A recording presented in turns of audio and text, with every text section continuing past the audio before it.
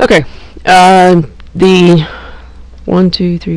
6 notes is factoring trinomials that are this form on page 17 only, just one page. So on factoring trinomials, here's the steps that you need to copy down. So pause it and I'll read through it. It says we want to pull out a GCF if it's possible. If not, you just skip it. You want to list all the factors of the first term like we did on the GCFs, all the primes. And then you factor the third one. It's very important we do the first and the third one. And then it says add these factors that we had on step 3 to match the middle term to find out which one matches. When we do that, we're going to highlight it. Then we're going to write our 2 sets of parentheses and put the number 2 factors that we had listed out in our first term. So that's where we have our first values. That's where we had our A's on the last thing. And then here's a very important step that may not make sense to you right now until we get to our next notes, but we want to create this process of what we're going to be doing. So we want to flip-flop the factors that we come out on number 3 and place them in the second position on our parentheses.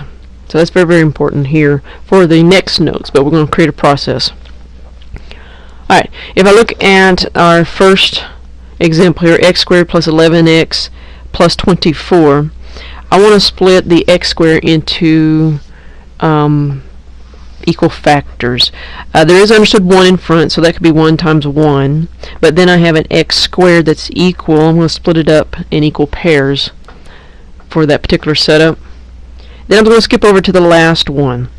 I'm going to have 1 and 24, 2 and 12, 3 and 8, as well as 4 and 6 for this particular setup. And this is breaking down in all the factors of these 2 terms. Now, here's the part that's a little different than what you've been doing anywhere else. It says on number 4, you want to add number 3's to match the middle term.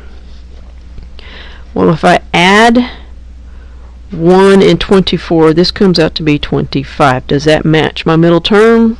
No, it doesn't. If I add 2 and 12, that gives me 14. That doesn't match. 3 and 8, that gives me 11. There's my match. This, let me get my highlighter, are the terms that I'm going to be using with my front terms as well. If you check it, you can tell that the last one, if I add those up, I get 10, and that's the wrong one as well. The only one that'll give me 11 that matches my center term are the factors 3 and 8.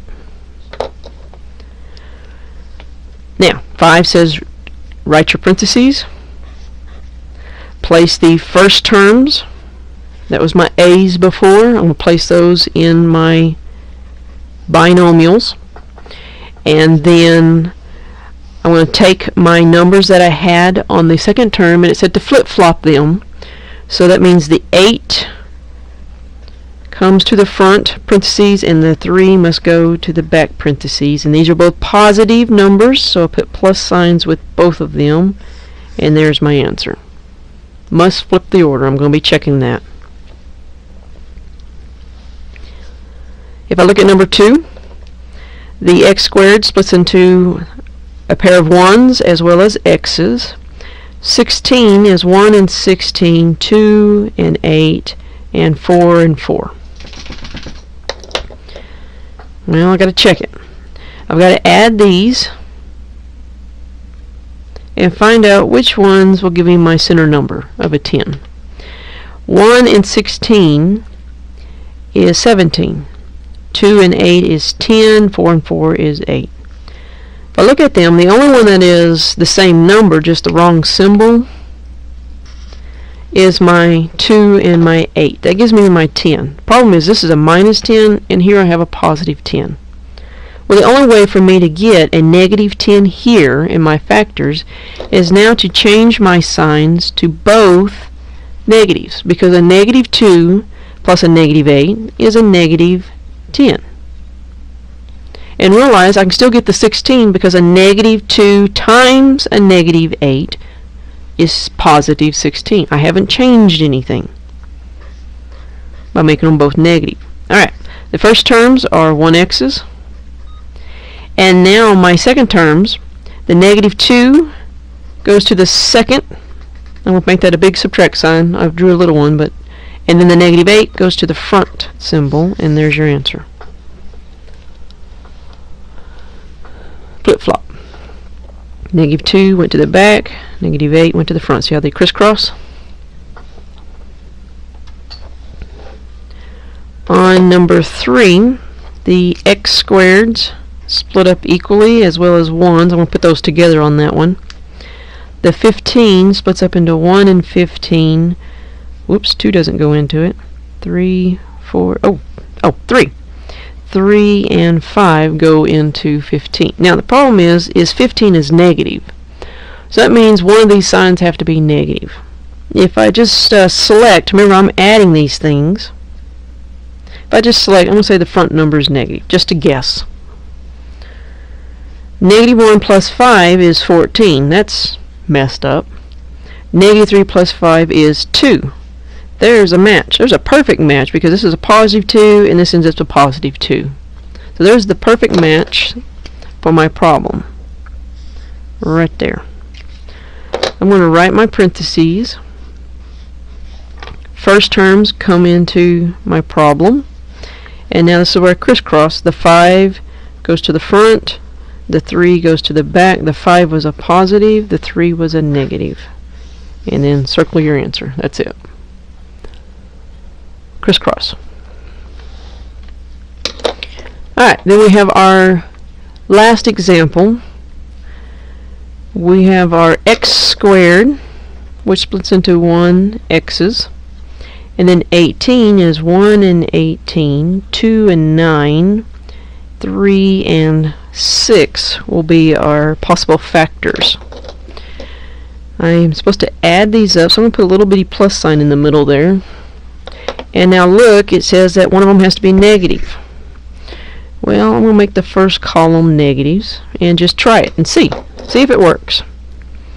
Because I'm looking for 7. That's my target. Negative 1 plus 18 is 17. That's out. That didn't work. Negative 2 plus 9, that is 7. That's close.